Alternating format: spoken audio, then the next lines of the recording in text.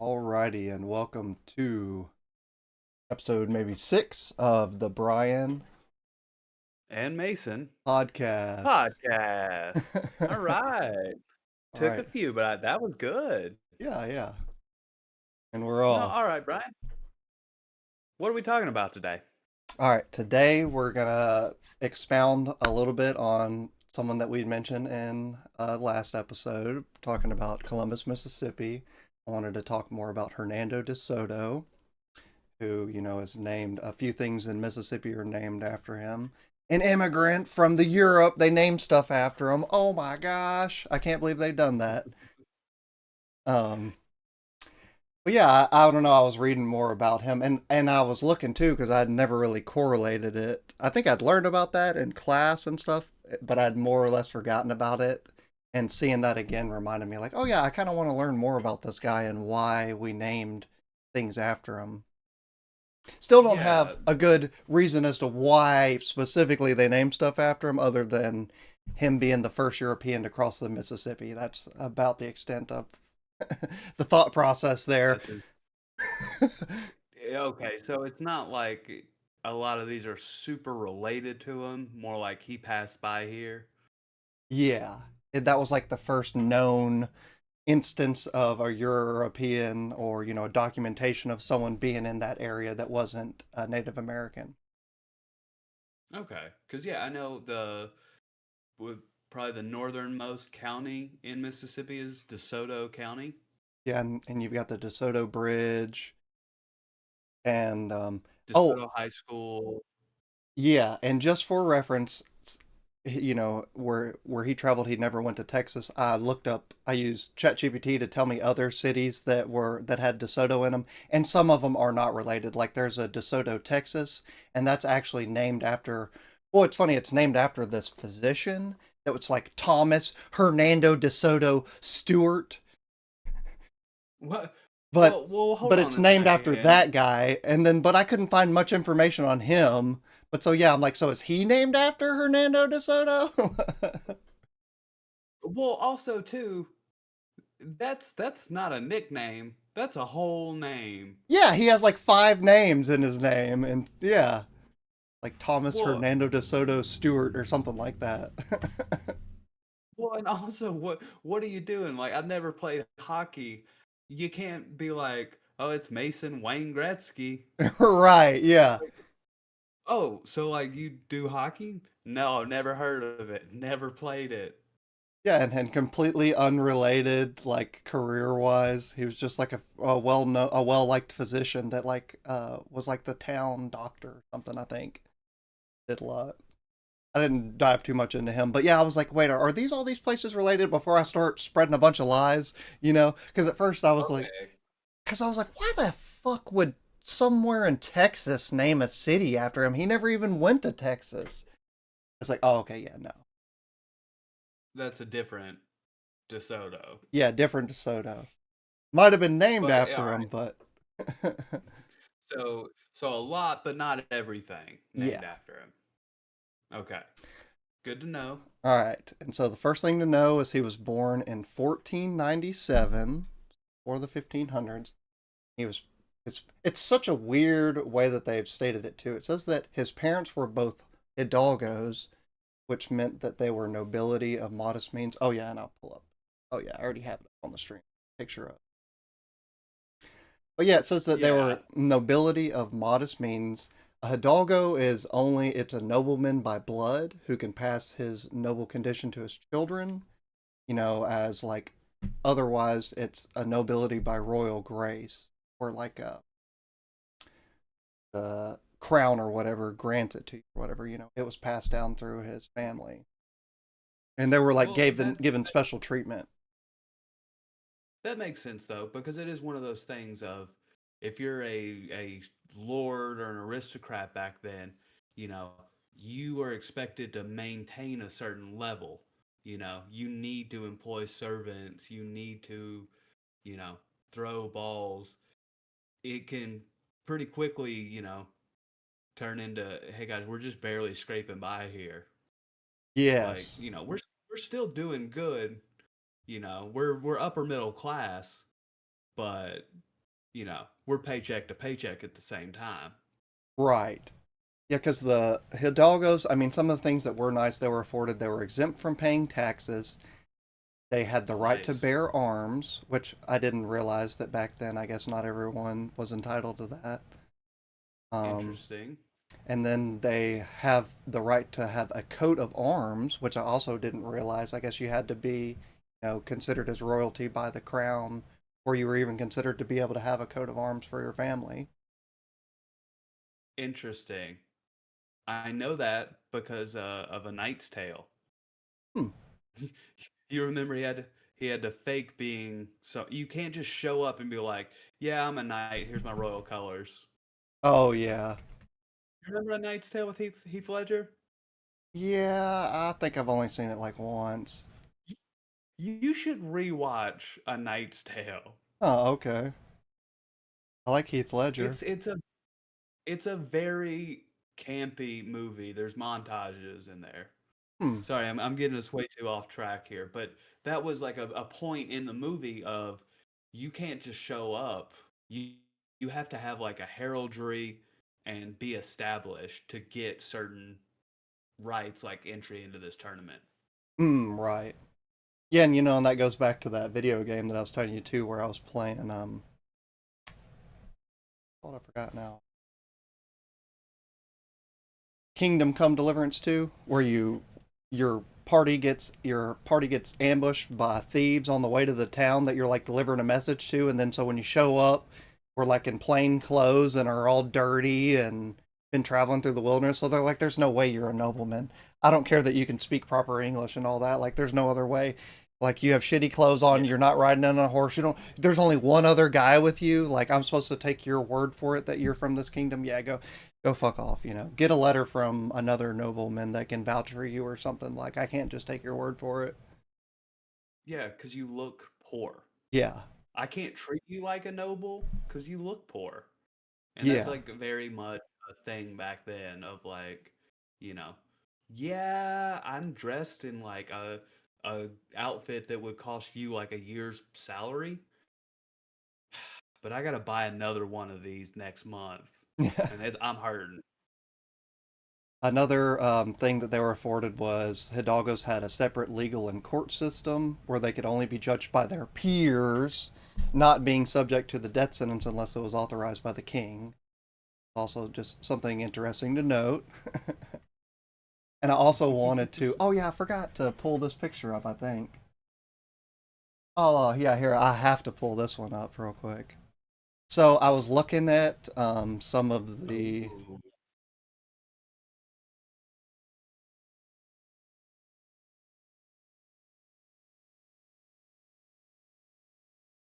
Tell you a little bit what? first.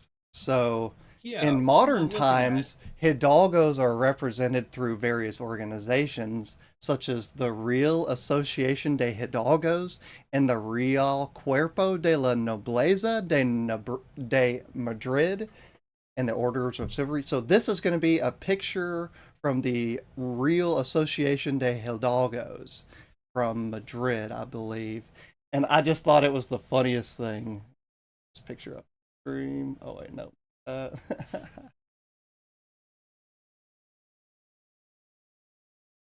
because so it's like these guys have been in this like order since like the 1500s or whatever, and it's like, can you imagine waking up every day to go to your special secret order meeting and you have to put on that outfit? Imagine looking yourself in the mirror with that big old poofy pink feather coming out of your cap. oh yeah, no, that's their heritage, man. That's their That culture. Why do the women have like they're wearing veils for a funeral too? Well, the first lady looks like a magician's assistant. She looks like she's got white gloves on and like a white collared shirt, Yeah. which would definitely increase my enjoyment if they were also doing like sleight of hand magic. I love how this guy too just ruins the whole aesthetic of the picture with his smartphone out too. Yeah, come on, man. When you get to meet the Real Council of Nobles, act like you've been there. Don't pull out your phone. Right. You know, act like you've worn a pink feather boa on your head before. But yeah, I just thought that was the funny. And it's like, do they wear this outfit and then go there, or do they? Is there like a dressing chamber where they all get ready when they get there? Like, imagine having to Well, it's got explain that to the taxi cab driver, or like, you're like walking out of your house to go to the car and your neighbors see you. You're like, oh, Fred's going to his Hidalgo meeting again. What a cool guy with his pink I hat mean, on, I don't know, man. I feel like you're proud of the hat. You're right? walking around town. You wear this out after the meeting kind of thing. Hmm. I Like, don't uh-oh, know. them Hidalgo boys are back. All right, but anyways, I just wanted to touch on that for a second because I found that photo and just thought that was Yeah, hilarious. they're still around wearing Yeah, funny hats. yeah, and they're still wearing absurd clothing. Look how important I am. That's like the biggest peacocking outfit like of all time. Seriously, you could not ask for What more what I attention. what I always love about those two is it's not like the clothes are sacred or something.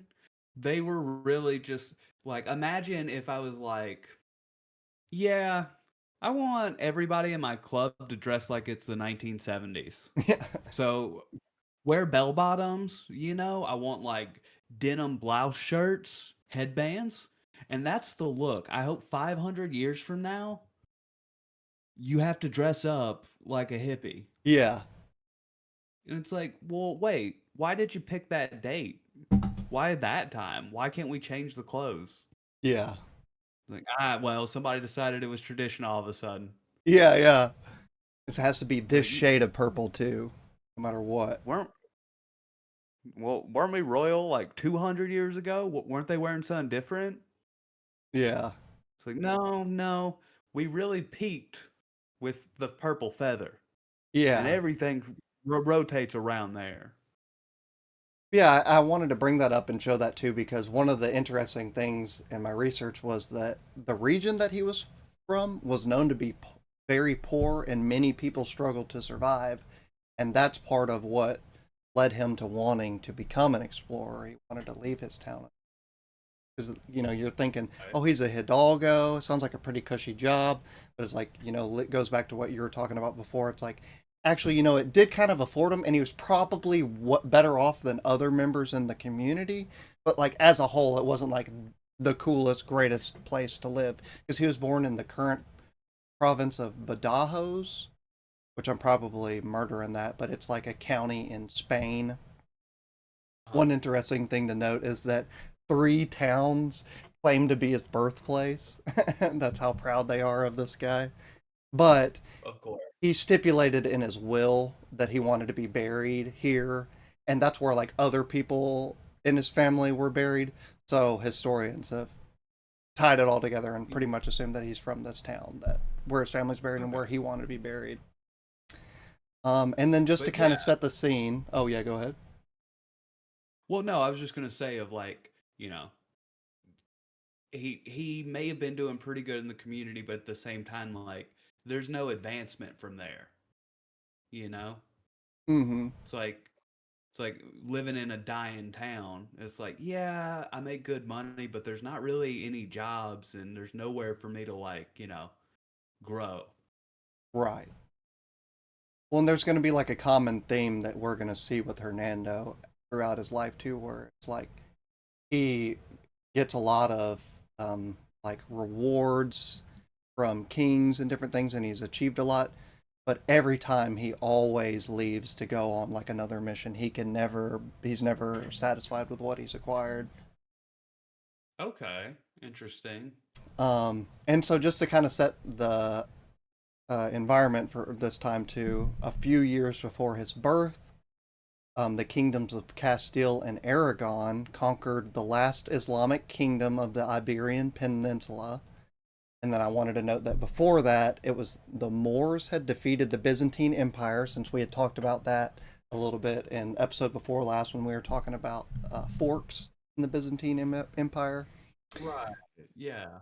So yeah, the Moors defeated the Byzantine Empire, and the whole reason why they were able to defeat the Byzantine empires because they were at war for decades with the Persians, and so that like weakened them overall. The Moors took over, and then for a long time, yeah, the kingdoms of Castile and Aragon were battling, and at that time, yeah, they had conquered the last kingdom, and there was like not a lot of wars going on. And so at the time, Spain and Portugal were filled with young men that were like seeking a chance for military fame. But since after the defeat of the Moors, the next best thing after Christopher Columbus' discovery of new lands was going out and, looking for adventure, glory, and wealth. That was the next best thing if you couldn't fight in a war back then. Right. There's no war going on, and we got all these young guys with guns and a can-do attitude. Right. We got we got to do something. We might as well go explore around, see if we can find something. Well, and that's a good thing to keep in mind too. It's like at that time, Spain, um, or they had like a lot of the people that are going to be coming to work with Hernando. They're from Spain and Europe, and a lot of the some people from Africa that were from Spain that they have settled in Africa at this time after defeat of the Moor. Okay. And just a little note, he was involved in other expeditions before he came to North America. He was involved in expeditions, and they call them expeditions, in Nicaragua and the Yucatan Peninsula, both of which were pretty much conquests, which is, more of what he was known for. I think most people know Hernando de Soto as being a part of Francisco Pizarro's conquest of the Inca Empire, where they were going Mhm. looking for a city of gold in Peru. And just Okay. just to touch on that just a little bit, I wanted to just a little shout out to the conquest of the Inca Empire, a little quick little highlight. Um, they originally went there and they captured the leader of the Incas, Hualpa, and they held him ransom, and they wanted the people to fill the room with gold uh, and silver, you know, to pay for the ransom. But and they did that quite a few times before Pizarro charged him with various crimes and ended up executing him anyways. Pizarro, Oh, okay. Classy. yeah, Of being like, all right, we got your king. Pay me the ransom, and I'll let him go. And he did that multiple times to him. yeah, made him feel that he's like, yeah, well, I think you could fill the room again, guys. Come on, And he looked at his guys like, holy shit, they did it again. right? All right, I'm gonna tell him to do it again. He wound And up then getting what's coming to him. He wound up getting assassinated due to political power struggles within his own party in 1541, less than 10 years later. So karma okay, came around for him eventually. all right, I do like that. Yeah, but so he's best known for sailing, for leading the first European expedition through modern day United States and the states that he started in Florida, and he's known to have gone through Georgia, Tennessee, Alabama, North Carolina, South Carolina, Mississippi, and I like this, not completely 100% concrete sure, but most likely Arkansas. Not going to give them 100% confirmation on that though. Interesting. I mean, the Mississippi's not an easy river to cross, but I feel like if you can make it from Florida to Tennessee or Mississippi, you can cross the river. Yeah. Well, and he sailed I would, from, Europe to Cuba. That's probably a really hard trek in itself. yeah. 'Cause He just doesn't seem like from the very little I know of, but like, why stop? right. And Interesting. All so right. he All right. first sailed to the New World with this guy named Pedro Arias Davila. And Mhm. that was in 1520. He participated in an expedition with another guy after he had gotten to the New World, to Veragua, and then in 1524 he participated in the conquest of Nicaragua under Francisco Hernandez de Cordoba. I like to say the names because there's like a lot of names that are really close but not exactly. Like there's Francisco Pizarro, Yeah. so I wanted to make sure to know. We're not with Pizarro yet. In 1524, he's still with Hernandez de Cordoba, and that's Cordova, that's also I've a name you hear a lot yeah, but in it's different regions. Cordoba. So I'm not sure. I hadn't looked on the Oh, correlation between that and if like Cordova, Tennessee, is named after him. I'm not sure. yeah. I hadn't had enough Okay. time. Oh yeah, because so for those that are watching, this is probably going to be a two-parter episode because there's just so much juicy stuff to talk about with this guy. All right, so we're in our first interesting note to take though is that um, he did the conquest of Nicaragua, and there he acquired an encomienda, which is a public office in Leon, Nicaragua, and an encomienda is a Spanish labor system that rewarded conquerors with the labor of conquered non-Christian peoples.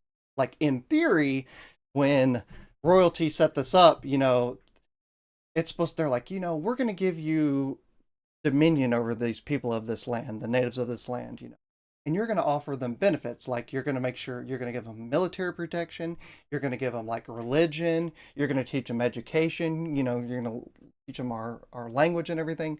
But in practice, once they got out of the eyes of royalty and everything and they were overseas, it pretty much just closely resembled forced labor and slavery. So not exactly Right. the It, good intentions that they had initially. yeah, the pitch was like, "Oh, we're going to like raise these people up to high society and they're going to learn to make art and, all of these promises of like actually it'll be better for these people for them Yeah, to work 14 hours a day, 7 days a week for me." right.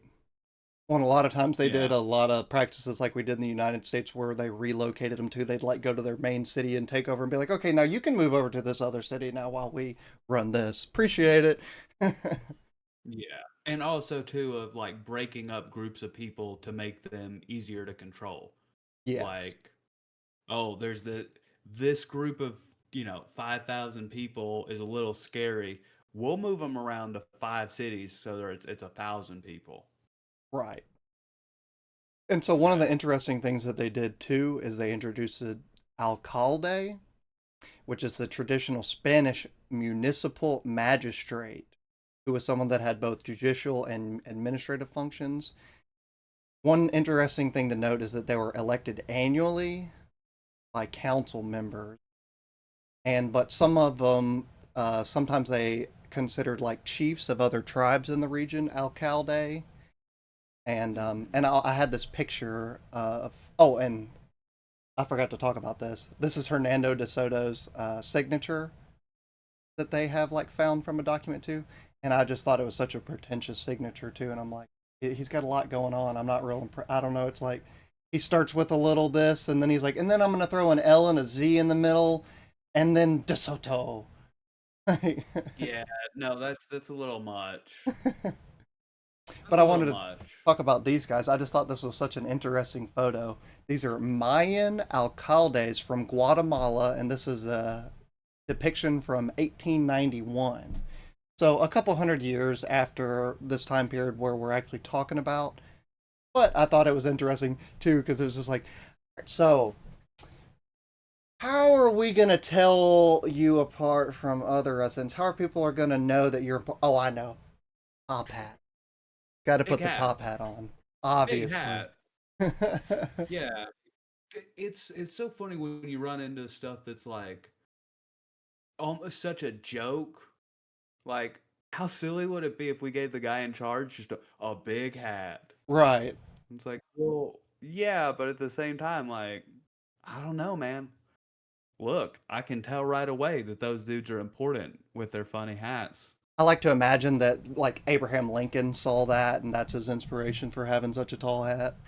He's like, man, the Mayan Yeah, alcaldes, man, they were killing it with fashion in 1891, dude. I gotta fucking cop that style. that's such an interesting title too. Alcalde? Yeah, Alcaldes. I'm probably murdering the pronunciation. Alcalde. Alcalde. But Regardless, that is interesting. I would the AL, the all, Hmm. um, is a hangover from that Moorish influence in Spain. Oh, okay. Hmm. Yeah, I love the whole Because it comes from style. And like, I can't yeah. tell. It almost looks like those are flutes that they have in their hands too. Because if you look really closely, see, this one looks like it has a mouthpiece on it right here, and like this one looks like it has almost like holes in it or something. But I'm not Well, 100% sure. And see, this guy looks like he's holding one too. I'm wondering if that's just like a scepter rod of authority thing, maybe, Oh yeah, because that that's kind of a too. common motive of like you just have something ceremonial to hold. Oh, that's cool, dude. Is that Mother Teresa? Is this guy wearing a zip-up jacket with Mother Teresa? 1891. I When were mean, that's zippers invented? probably the Virgin of. Oh no, I was gonna say Virgin of Guadalupe, but these are Guatemalans, correct? Uh, well, this is from Guatemala. They're Mayan ancestors, supposedly. I I'm gonna assume that it's some type of depiction of like the Virgin Mary. Dude, it. Okay, so this photo is from 1891. Yeah, that's interesting. Supposedly, the first working zipper, known as the clasp locker, was invented by Whitcomb Judson, and 2 years later, I wonder if stole it from this guy. Doesn't that look like a Or zip up, or is that just like a? it, You see that? Am I tripping? no, dude, that's his headphone cord. Oh, It's for just his his head. iPods. You're right. But no, I'm wondering if maybe it's just a shawl like overlapping. Right. But anyways, yeah, Who I knows? just thought that was such a cool style of photo and everything, and like how they're posed. I don't know. I just thought everything about it was really neat. A lot of Yeah, very character. interesting. Yeah, I just thought it was a really cool depiction. The clothes, yeah, the sandals, the instruments in their hand. But yeah, mainly I wanted to talk about the hats, though. I was just like, boom, big hat. Yeah, no, That's how you know that that. that guy's important. Because, which goes back to, with like medieval times and knights and stuff, it's like, how are we going to make these guys look important? Big hat, obviously, guys. Come Yeah. on. Don't Do you overthink think it. do you think the guy on the right is less important because his hat isn't as big? I feel like he's like, or maybe he's more important. Maybe the two guys sitting down are like his assistants, or yeah, maybe he's like an assistant to them or something too. Yeah, it's one of those Because his you like the ribbon you around want his a big hat hat. is black instead of white too. The colors Yeah, are like you inverted. want a big hat, but you don't want to overdo it. Yeah. Hmm. Don't act like you're compensating, dude. Yeah. Guy in the middle had a little too big. You know what they say about guys with a little too big a hat. Me, little hat, comfortable with my hat size. Well, and it is cool to just to note too that there isn't like a real distinction of like a uniform. This guy has a beard, this guy's clean shaven. So I mean, it has to be the hat and like you said, the scepter that sets them apart. Yeah. And then let's see. So after that, he led an expedition up the coast of the Yucatan Peninsula. And during that, he was searching for a passage between the Atlantic Ocean and the Pacific Ocean to enable trade with what they referred to as the Orient at the time, which was the richest market in the world. And Right.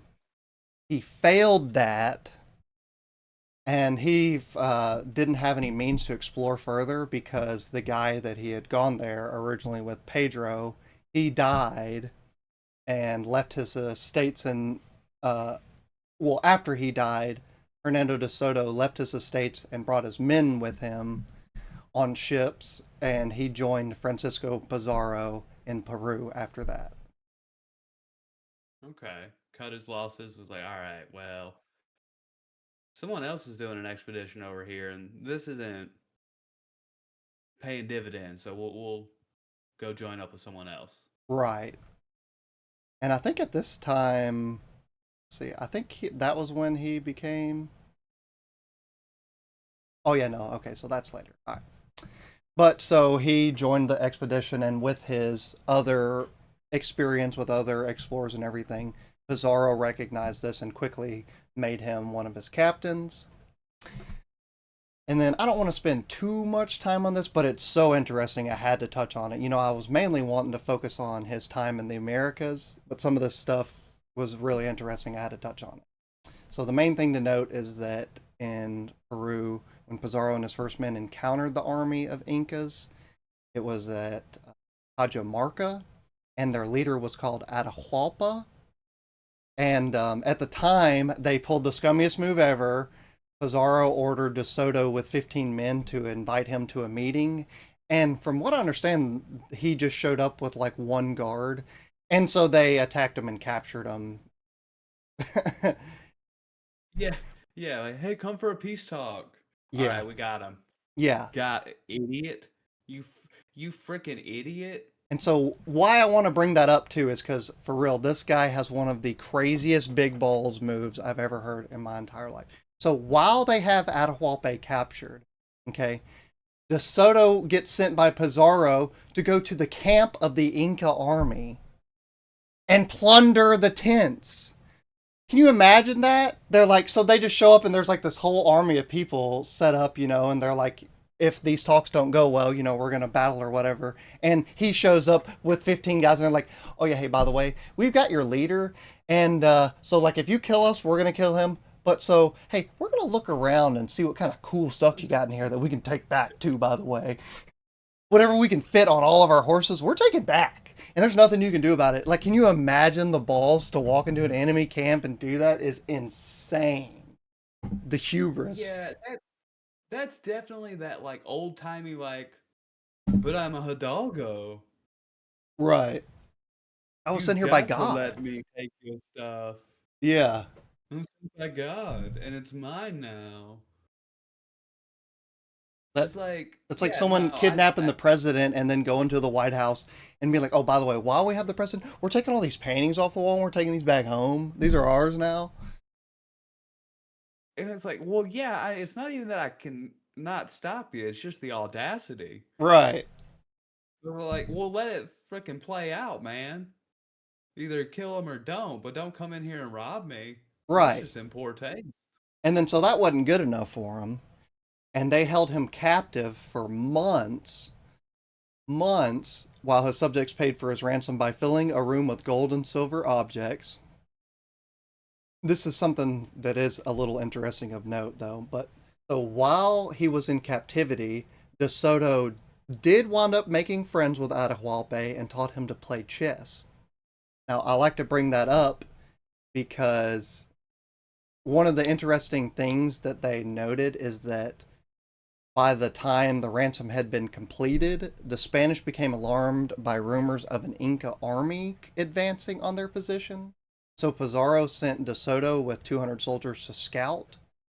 And while he was gone, the Spanish in Cajamarca decided to kill Atahualpa to prevent his rescue. And I just thought that was kind of an interesting note. And it's like, I wonder if they're like, we don't kill him while De Soto's around. He'll get so fucking upset. Let's send him off to scout, and then while he's gone, then we'll kill that guy. Then it won't be so much of a hoorah when he gets back. The deed will be done, kind of thing. I wonder if he was like Right. trying to protect him in a way. That's interesting because yeah, like you said, that is definitely you hear an enemy army's coming, and you're like, well, I don't want to release him because he's going to be mad about this whole thing. Right. And You he's like, know, when you can't kill him, he's my chess partner, guys. I know, he's not from Europe, but man, he plays a mean horse opener or whatever, like he's good at yeah. chess, guys. Come on. It's like, all right, well, he's dead now, and there's an army coming, so grab all his stuff and let's leave. Right. We're not hanging out playing any more chess. And so instead of just like leaving and going on, they decided to push through to the town of Cusco, which is the capital of the Incas in 1533. And I want to read this word for word because this is a depiction from someone at that time, one of the explorers. this is their description of the capital of the Incas. And I think it's like really is a good way because you've heard people's you've heard the Inca is a little bit more advanced at the time, and they have like a lot of architectural skills and everything. But I really feel like what I'm about to read kind of helps put it all into perspective for you on how advanced they actually were, especially considered to the Spanish, who at the time, like when we talk about conquistadors and meeting these Native American tribes, a lot of the times they've never seen anything. The Spaniards have like a real essence of superiority because of the way that they're living and everything. They feel like from where they are, architectural wise and everything, they're a lot more advanced. And when they come to this capital of the Incas, the there's a big change in that viewpoint, which I think is really interesting. I wanted to speak on. Okay, yeah. So it says, upon arriving at the capital of the Incas, astonished the Spaniards by the beauty of its edifices, the length and regularity of its streets. The great square was surrounded by several palaces, since each sovereign built a new palace for himself, which was also very interesting. Another member of the invading party recorded that in the delicacy of the stonework, the natives far out excelled the Spaniards, which I thought was really interesting. I never really, you probably hard to find them to admit to that, even if they did think it in any old text like that. So I thought that was really interesting. Yeah, you don't see that people giving a lot of credit out to Yeah, other peoples. especially these people that that they subjugate and see as lesser people to them. In a lot of instances throughout history, it's kind of interesting to see them give them a little props in here. And I'm I also mean, laying this groundwork for what they do in the future with all this. That's going to blow your mind. The Trump esque. So oh, fun. you're right. So let's see. The fortress had three parapets and was composed of heavy masses of rock. Through the heart of the capital ran a river, faced with stone, the most sumptuous edifice in Cuzco. Which, by the way, isn't sumptuous? Doesn't that mean like delectable or something? Splendid and expensive looking. Oh, okay. Pricey looking. Was undoubtedly the great temple dedicated to the sun, studded with gold plates, surrounded by convents and dormitories for the priests. The palaces were numerous, and the troops lost no time in plundering them of their contents, as well as despoiling the religious edifices. Great, cool. Like, wow, that's beautiful. I'm gonna Oh, take it. and then I wanted to show, so here's a picture too. So this picture was painted in 1565, which was like 30 years later, but I think it's supposed to be a depiction of what it looked like before they completely took over. But so this gives you a little bit more of an accurate depiction too, which I've never seen this before, and I just thought it was really interesting too, how it's like built like a fortress with the main sun temple back against the mountain, built like up on a hill too with walls surrounding it. And I really like the interesting you see in this depiction they have the river going through the middle, but it's also going down throughout the town Yeah, as well. So it seems like they kind of have like a system for waste management and stuff, is what I would assume that that's used for. Like in medieval times they just threw waste into the middle of the street, and I'm assuming kind of had right. a similar deal here. Yeah, it was really interesting with the way it's fortified, built like a castle, kind of more medievally, with the outposts defending, with all the like gatehouses. I thought it was really, when I think of Yeah, Incas, I just never pictured this in my head. It looks like a medieval castle, yeah. man. It's really interesting. Part of the reason for that too is it's a very human thing of like, man, look at all those great pre-made bricks. Hmm. I was thinking of making a house. Should I go make bricks or man, nobody's doing anything with that wall, right? I'm gonna take it. Well, and one interesting thing too is like, if you look here too, it almost looks like a kind of like Persian or Arabian esque architecture on the main Sun Palace too. I thought was kind of interesting. Yeah. But the And I mean, more obviously, this is like the best representation we're gonna get, but I do wonder too of like how much is influenced by like the artist who heard about it and was like, okay, castle. I got castles. I know how castles work. right, Because the main thing to note too is that I like to point out that at this time this was 1533, the picture was 1565. So Pizarro saw this and was like, "Wow, this is beautiful," and it excels our work. But you know what? We need to rename it. Okay. So the first thing we're gonna do is we're gonna rename it. Okay. We're gonna rename it. We're gonna rename it the very noble and great city of Cuzco. Okay. That's the new name. It's great. It's awesome. Everyone's gonna love it. Before it was named the Rock of the Owl was what it roughly translated to, which related to the city's foundational myth of the Ayar siblings, which goes back to there's like a whole like mythological story about this guy like getting wings and ascending to heaven and coming back down and forming a mountain, and that's what they refer to like that stone at the sun god temple. That's supposed to be like a description of that, of the AR siblings or whatever. They got turned to stone, and it's a geographical oddity or whatever, and they use it. That's really common in a lot of cultures and Yeah, when you find a stone that doesn't seem to be from anywhere else around, it's always a weird time. yes. But so Man, I wanted to write I all that out mean, to make sure to point out on top of that. So after that, the Spanish destroyed many Inca buildings, temples, and palaces, and then used the remaining walls as basis for the construction of a new city.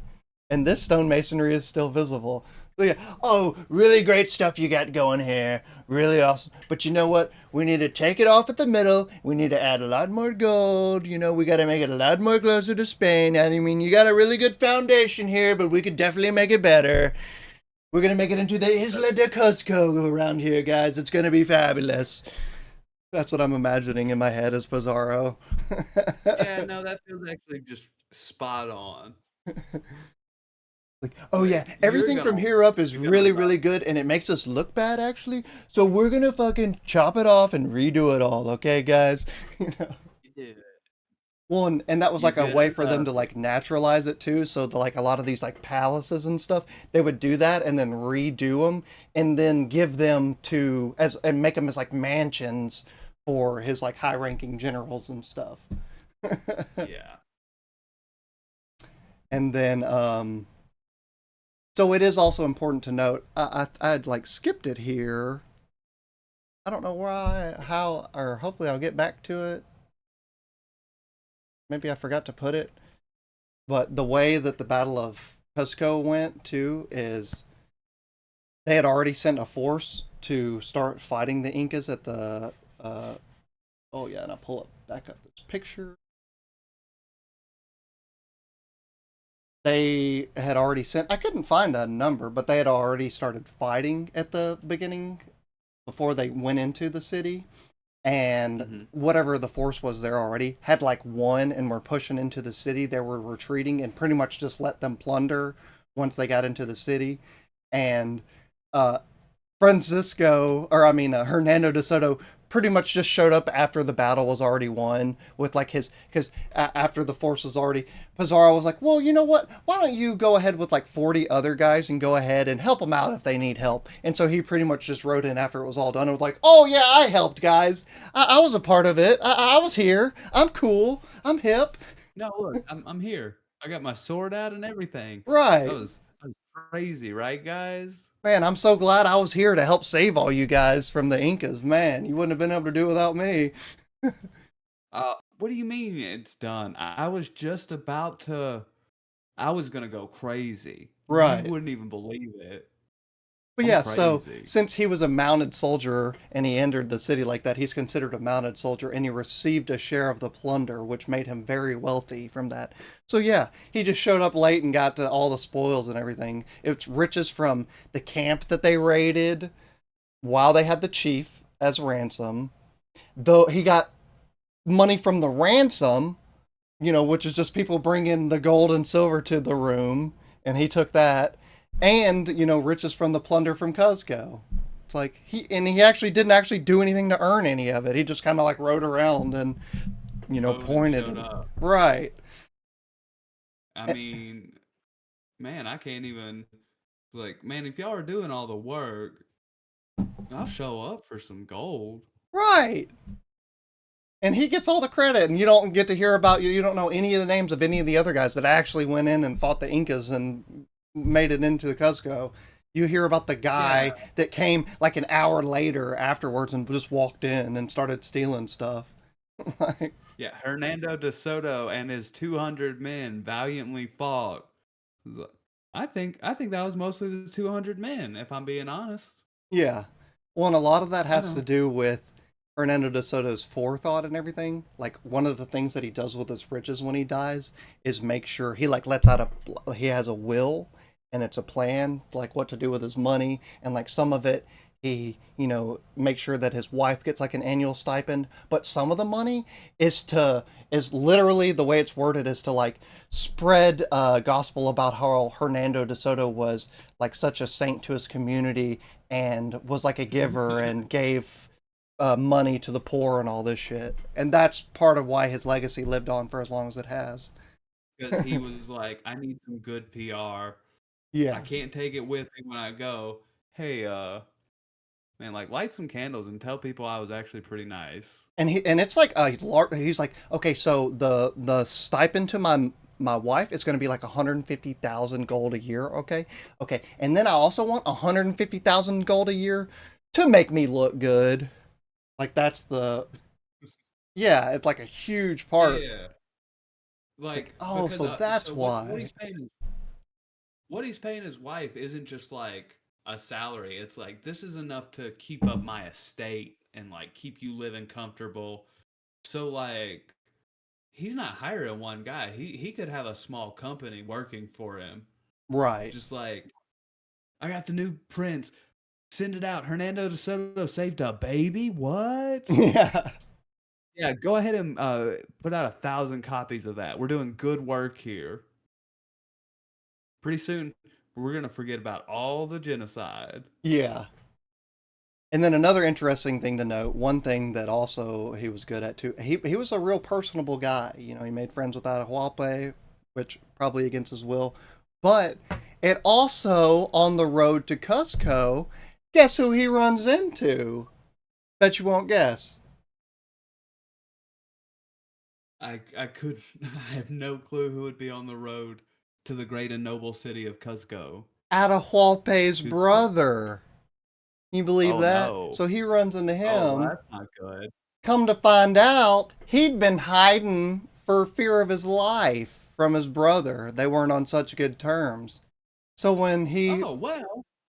so when Pizarro found that out, he became friends with him and managed to install him as the new Inca leader. Like, hey, have you heard from my brother, the king? Oh, we killed that guy. Right. And he's Great. like, "Oh, that's Uh, awesome." I'm technically like next up in line, and I fucking hated that guy. we can work something out. Yeah, so he joined, and he wound up going on a campaign to eliminate the other Inca armies that were still loyal to the former general, or to who are loyal to the general who is former who is loyal to Atahualpa.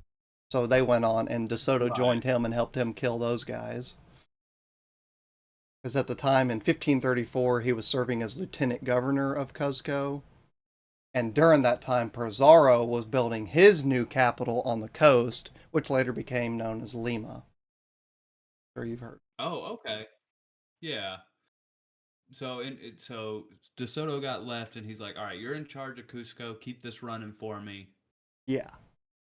And while he was Well, he on the was way there, lieutenant governor, so he wasn't quite running things, but he was like, I think he was like one under the guy that was running stuff. right. If the main guy's not there, he's in charge. Right. Because it's really important to note too that like at this time when Pizarro went over, or uh before this time, DeSoto's still really young. I think he's like in his 20s during this time. Oh wow. Okay. So yeah, he's still a young buck. He's got to get experience before he can get his own city. Right. Oh wait, no, So no, he he's in talked. his 50s. Or wait, no, no, no, no, Oh, no, no, he's in his 30s. Yeah, yeah, 30s. So he's in his 30s, he's a little bit older. sometimes between 20s and 50s. Yeah, yeah. because he was born in 1497, and then so this is 1533. So yeah, he was like in his mid 30s when they Okay. took over the town of Cuzco. But I feel like still that's young for Yeah, they're to like, be we're in not going to charge of. make you a governor yet, bro. You got to hit at least like 40, 50, then maybe we'll make you governor, I feel like, Yeah. kind of thing. Get some gray going in there. Yeah. Yeah, there was this one governor, I forgot to write it down, but he, in this area of the world, I can't remember where it was, but one of the governors, man, he wound up living to be 90 to 91 before he died. And I think he just died of old age. Like, really rare that you see that in that time period. Yeah. But I do wonder too of like, a couple of these guys ended up in like beautiful coastal towns. Yeah. Like Yeah, like the old Lima. people you it's like the old people you see in Florida. It's like, man, I don't know. You every day this guy like runs shirtless on the pier. I don't know how melanoma or time doesn't catch him, but Yeah. he's 100 and doing great. And then let's see. And so that was in 1534. A year later, King Charles awarded this guy named Diego de Almagro. It was Francisco Pizarro's partner. They gave that Mhm. guy governorship of the southern portion of the Inca Empire. And that guy started making plans to explore and conquer the southern part, like further down into Chile. And Mhm. while he was making plans for that, De Soto applied to be his second in command. But Almagro turned him down, bro. He was like, "Nah, I don't need your help. I Ooh. think everyone thinks that you're real cool and thinks that you did stuff at Cusco, but I know you showed up an hour late, bro. I don't need your fucking help to take any more credit for shit that I'm doing." That's what I'm imagining in my head, you know? He's like, "I really know what No, happened." I feel like that's got to be it cuz if if they were previously partners with his old boss, Mm-hmm. you know, if you put in an application and they're like, "Yeah, no. This is your same job that you had." This is like having to reapply for your job and your boss being like, "Yeah, it's just not going to be a great fit." Yeah. It's like, "What do you mean? Like, I was I've got literally so doing the much same thing experience. for Pizarro, bro. It was great. You were there when I was doing the job, right? Remember?" "Yeah, I do, Hernando. I do Right. remember how you did the job." And so DeSoto took this news really well, and he was like, "Oh, okay. Oh, I don't get to go. Oh, well, fuck this. I'm going back to Spain. I'm taking all my gold, Yeah. and I'm going back to Spain. Fuck this." And you know what he did when he got to Spain? He tried to tell on mommy and daddy. He tried to petition the King Charles. He's like, "You know what? Well, then I'm going to petition the king to lead the government of Guatemala. Okay? How about that? What?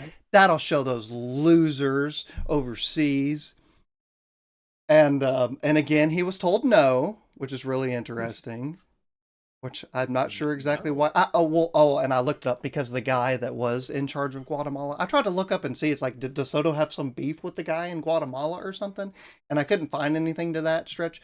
But the guy that was in Guatemala had actually like made friends with one of the people in that area and was actually doing really well for a time before it all went to shit. But I think that's part of the reason why. It's because it was like a delicate like alliance that he had, and he already had like a bunch of goodwill with some of the natives in that area, and actually made friends with like a certain portion of that area. And so that they were like, "Yeah, no, we don't need you over there fucking up relations because that's like the number one thing that you're really good at, brother." Like, we're gonna try it out for a Yeah. little bit, give them some time, kind of thing, you know? Yeah, we need a like light hand with this, DeSoto, and you are not it. Right. But so instead, he was granted governorship of Cuba instead. And I mean, that's not a bad instead. yeah, and that's like North America adjacent. You know that he's getting a little closer to where he actually wants to go. Because like I said, he winds up getting inspired by the stories of Cabeza de Vaca, who was this guy who had survived years in North America after becoming a castaway. What? What is his name? Yeah, Cabeza de Vaca. That means cowhead. That's not a real person. Right. I don't know. I don't know what your source is on that. Oh, and but so the crown expected him to colonize the North American continent for Spain within 4 years, and for which his family would be given a sizable piece of land. That was his. That was the whole reason why he went over. I mean, yeah, that Okay, seems and like a then decent worthwhile so chunk, we have but to talk about Cabeza de Vaca. So he was one of four explorers, or one of four survivors of the 1527 Narvaez expedition. And he mhm. was a really interesting guy. He spent 8 years traveling across what is now the U.S. Southwest, and he became a trader, evangelicist, and faith healer to various Native American tribes before reconnecting with Ah, Spanish civilization in Mexico. just And a full blown crazy. yeah, and I like to point part of the reason why he got so popular is when he got back to Spain, he wrote this book and told about his travels and stuff. Not 100%, there he had to do it from memory. So some of this historians have had to kind of piece together and fix some things. There's some inaccuracies, but for the most part, he did a pretty good job of retelling his time. But I thought it was a really Okay, I cool illustration too. yeah, And that is insane looking. Like a double-headed eagle with a coat of arms, which I really did not think you were about to tell me like, oh yeah, it was pretty accurate. So, yeah, because he had to do it if all I from wan- memory. if I wandered through an unexplored land for 8 years, I would have the craziest stories. There Yeah. would be like 20 creatures in that book that I made up because I was alone in the woods for 8 years. That's crazy. Look, Harvard College Library stamp. Huh. This must be like a reproduction. That would explain the note. Signature B is missing.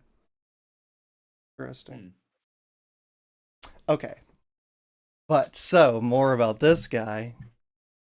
Yeah, Cabeza de Vaca. Cabeza de What a Vaca. And it's cool. He's considered a proto anthropologist for his detailed accounts of the many tribes of Native Americans that he encountered. And he is portrayed as a unique explorer with a focus on expansion and faith conversion. Let's see. So in 1540,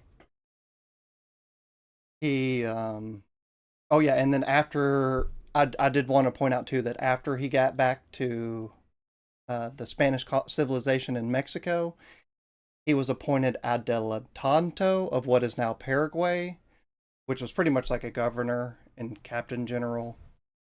And one of the things that he did while he was there is he actually worked to build up the population of Buenos Aires. So I just wanted to point that out because he is completely opposite to who Hernando De Soto becomes. He tries to kind of befriend these people and try to work with them. But while he's doing that, he pisses off the guy that's like working there with him, Martinez de Irala, and winds up charging him with poor administration, arresting him, and transporting him back to Spain for trial, where he was eventually commuted of his crimes. But yeah, I thought that I could just see it now. that Martinez is like, oh, you're being friendly with these guys. Psh, yeah, that's not the way we do things around here. Okay, that's poor administration. We got to write this guy up and deport him. lock him up, guys. We're sending him home. Yeah. Which like uh, even in the best of times, I'm sure that's what, a 4 month, 5 month journey. Oh yeah, I'm not even sure. But so one of the Like, things of note is that he is strongly noted for criticizing the conduct of Martinez de Irala, and that's where I get the correlation that I'm surmising that that guy probably got him deported because he didn't like him being friends with the natives. yeah, it just he's like, we can do this without being terrible. Yeah, It's like, no, crush the orphans for more gold. yeah, All right. Well, that's interesting that there are, you know, better people around this time too. yeah. And he doesn't have the greatest track record, but it was one of those things too where it's like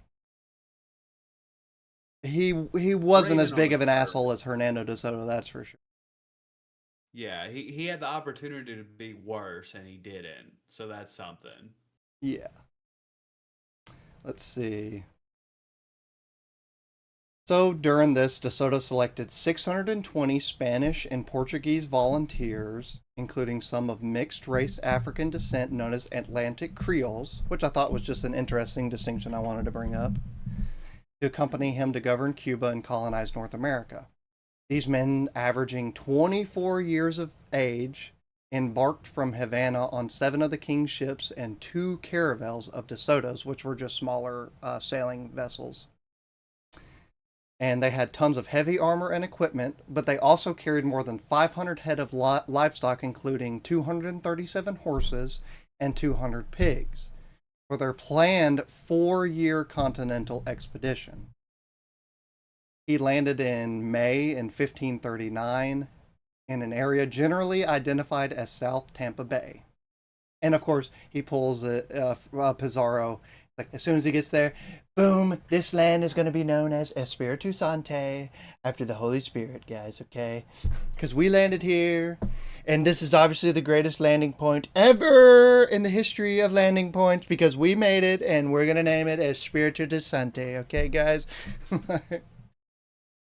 And they carried, I wanted to note, because one thing too, when I think of this, I always just kind of had like this image of my head of boom, just like a bunch of soldiers going to conquer the new world.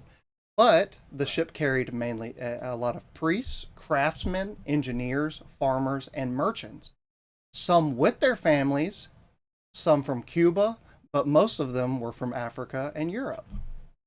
And most of them had Right. never traveled outside of Spain or even away from their home villages. So a lot of these people are going to be looking at De Soto as like the guiding light in the whole thing too, because he's like the literally the only guy with like any experience pretty much in the whole party, which I feel like Yeah. he kind of did on purpose too. Yeah, that is interesting because it's a very different makeup when it's like, all right, we got 200 young young guys that are all gung ho versus like, I mean, yeah, we've got young guys with guns, but like Dave over there's a farmer, you know, Alan is a tailor, like, and they've got their families with them. That's a very different picture from like my head of like the conquistadors all armored out, muskets. Yeah. And then I want to talk about just a little bit about when they first arrived in the Americas and this guy that they met, and then I'll probably call it for this episode, and we'll make it another part for the next part. But the main thing Sounds to good. note is that in 1528, or I mean, I'm sorry, I got a little ahead of myself. When they arrived there, he established a port, and while they were going to push out from the expedition, while they were forming this port, they had heard of this guy named Juan Ortiz, a Spaniard living with the Mocoso people. And I want to give a little bit of a back tale about this guy and how he got to Americas and why he's living with the Mocoso people. So in Yeah. 1528, Juan Ortiz was on a ship searching for Tampa Bay himself, but he wasn't there for like fame or glory and any of that. There was already an expedition called the Narvaez expedition, which had landed there the year before, and they had like lost communications with them. So he originally had gone there to try to figure out what was going on with that expedition. And so they pulled up to the shore, Ortiz and his companions, and they pulled up, and a bunch of Native Americans came out, and they started enticing them. And they were like, "Oh yeah, oh you're looking for the Narvaez expedition? Oh yeah, we actually have a message from them for you guys. That's so crazy." So Ortiz and a couple other guys got off the boat to go talk to him and see what the message was, and it was a trap, and they just fucking captured them like immediately. And so while they were off the boat and they got captured by the Indians, all the other guys on the on the boat were like, "Oh wow, that really sucks. Anyway, see you later," and turned around and left. I mean, I'm not getting off the boat now. You see what happened to the last guys that got? The captains there. I said nobody get off the boat. I said beforehand, nobody get off the boat. And look what happens when you get off the boat. Right. Are we gonna be having this problem again? So they sail off into the sunset and they're like, bye, Juan Ortiz. It was nice knowing you. Good luck. Pretty much. And everyone but Ortiz was either killed while resisting capture or shortly after being taken to the town of Uzita. And supposedly, sometime after he was spared from execution by being shot with arrows, which I'm pretty sure is like the scene from Apocalypto. Have you seen that movie Yes, where they I'm like thinking of let the the scene. guy out and he's like shooting arrows in the air, trying to hit him as the guy's running away? Yeah. I think that was a popular execution method. So they decided not to do that. But instead, the chief ordered Ortiz to be tied to a rack set over a fire and was going to burn him alive. Ooh. But I have to do more research on this exactly why. But for some reason, the chief's daughter liked this guy a little bit and begged the chief not to kill him, and argued that he wasn't any danger to the chief. He's like the last guy out of his whole party. She's like, bro, do you really have to burn this guy alive? Like, he couldn't do anything to us if he wanted to. He's just one guy, kind of thing. Yeah.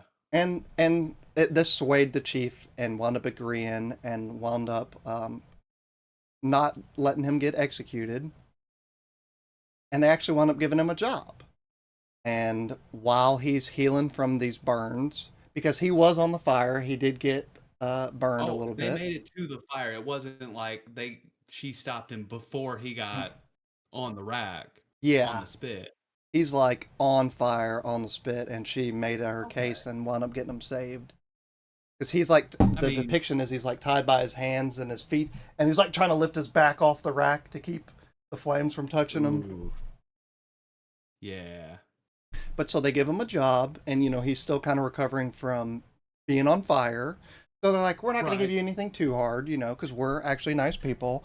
We're just going to give you that. I think they actually give him a pretty cool job. They give him the job to guard bodies placed in the charnel house of the town to keep predators from taking bodies away during the night, which I feel like is a pretty honorable job to have. Okay. I don't know, maybe not honorable, but at the same time, like important of like you keep the dogs away from the dead bodies. Yeah. And And so, that's of not worse. course, he fucks it up. And one night, a Oh, wolf took the body of a young child that had recently died. And you're like, oh my God, Juan Ortiz, you had one fucking job, one brother. job. One job. You're going Juan right Ortiz. back on the spit roast. You're getting fucking KFC barbecued right up, dude. There's no Mm. way. Ortiz knows this too. So what does he do? He pursues the wolf in the night and kills it and recovers the child's body and returns it to the Yeah, village. that's the only move that doesn't get you fried. And that winds up getting him a bunch of brownie points, and the chief winds up treating him a little better. I like that the note is better for a while after that. So it probably rubbed off after a while, but it gave him a bunch of goodwill for 2 or 3 years at least. Okay, okay. So part of what pissed him off is after 2 or 3 years after Ortiz had been captured, the chiefdom of Mokozo attacked Uzita, burning the town. And they had to move to a new location. And when they moved to this new location, the chief just goes on his rant again, and he's like, it's all this fucking white guy's fault. You know what? God talked to me last night and they demand that we sacrifice his ass. That's what the problem Ooh, is. We didn't kill him the first fucking time. We're going to do it right this time.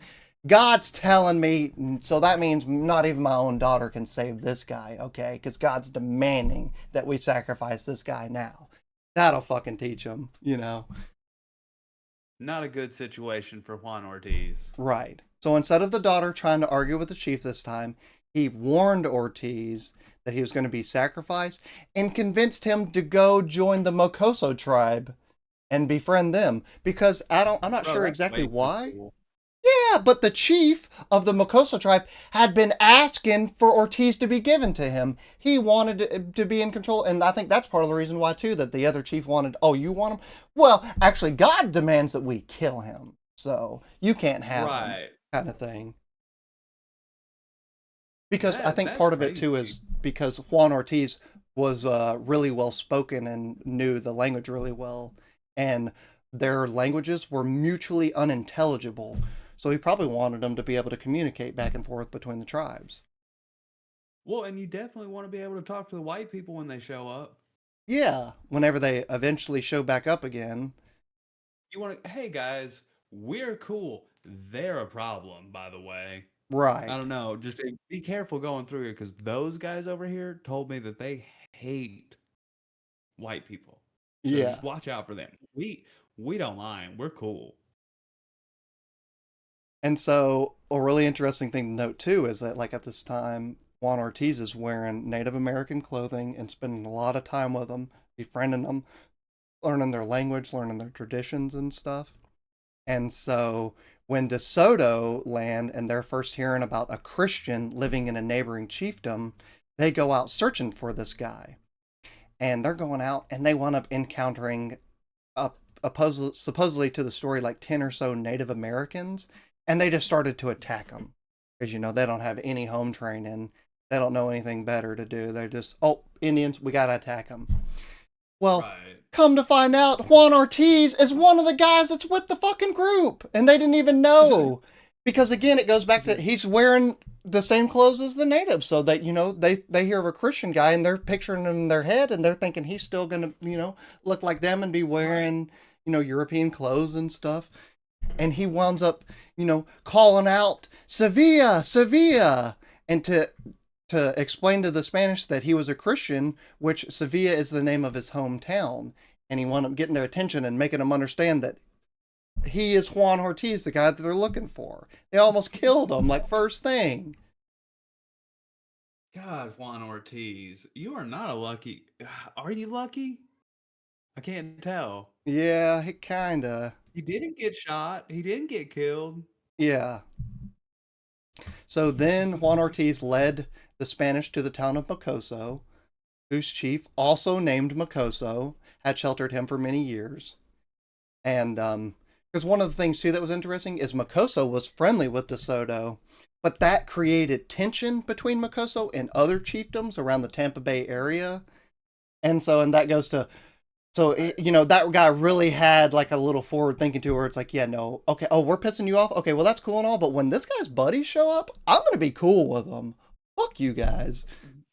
Yeah, I'm gonna be friends with the guys bringing the guns. I'm gonna get me some of them guns, and we'll Yeah. see who's smart.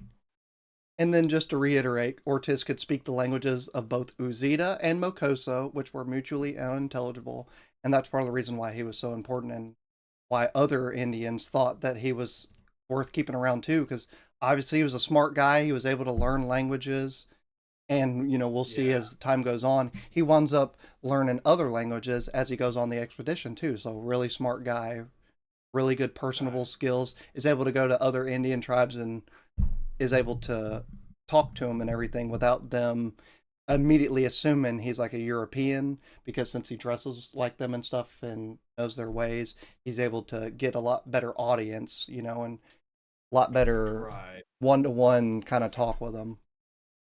Yeah, he's meeting them on their level instead of coming like a stranger with like, maybe an interpreter or just trying to like hand signal out. Right. And so I Yeah, wanted that to I can see point that out very. the language of Mocoso was a dialect of the Timucua language. And I like to bring this up because a lot of these other places, they might not speak the same exact language, like they might not speak the language of the Mocoso, but a lot of the times it's like a dialect of the Timucua. So that's kind of how he's able to hear these other languages too and learn them a little bit quicker because he has a little bit of a basis for some of it. So he's not starting from scratch Right. every time. Right. I can see that too of like, when you're crossing over, group A has some shared words with group B. When you move to group C, there's still some shared words there. Yeah. Well, and it's really interesting too because a lot of it has to do. It says that he spoke various dialects of the Timucua language until the expedition crossed the Osceola River and entered the Appalachee province, which I thought was interesting. From then on, they relied on Timucua speakers who could translate from other languages, but it was interesting. So then they would translate it to an a language to Ortiz that Ortiz knew, and then Ortiz would translate it into Spanish for them. So it's like, even he's like, I still might not know this language, but I know enough where they can translate it to me, and then I can translate it into Spanish. So he was able to keep himself useful even once they crossed the river. Again, really smart Yeah. guy. And I just want to point out he died sometime in the winter of 1541 through 1542 while the expedition was camped at the town of Otium in what is now Arkansas. And I think he outlives Hernando De Soto. I mean, that's a heck of a lifespan right there of like captured, moved around to different tribes, lived long enough to have like maybe not European settlement, but like more Europeans to come back and pick you up. It's like, oh hey, what's up? I didn't know I'd use Spanish again. Yes. And then I'm just going to wrap it up for this episode. We'll definitely have to carry on in a part two. But the last things of note that I wanted to mention is that some scholars have speculated that John Smith's story of being saved from the death at the hands of Powhatan by his daughter Pocahontas was inspired by the story of Juan Ortiz being saved by the daughter of Chief Uzita. Because I was like, this story sounds really familiar. Is this? And so I had to do a little research into that, and that's backed up by this Richard Hakluyt's translation into English of a narrative of the expedition of Ferdinand de Soto into Florida by the Gentlemen of Elvas, because it was published in London in 1609, which was several years before John Smith published his account of being saved by Pocahontas. So it predated that story. Hmm. Yeah, so after this popular book, like 5 years after this popular book came out, you're like, oh, I also met a princess who saved my life. What a coincidence. Right. And that's where I wanted to wrap it up for this episode because we're going on an hour and 20. But yeah, I still have a bunch of things that I want to talk about for the next Well, episode. yeah, we've barely gotten into the Americas. Yeah, we're just dipping our toes in still.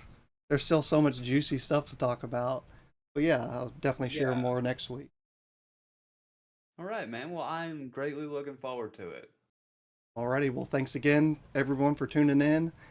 That has been another episode of the Brian And Mason podcast. podcast. Ah, we had it. We had better on the intro. Next time.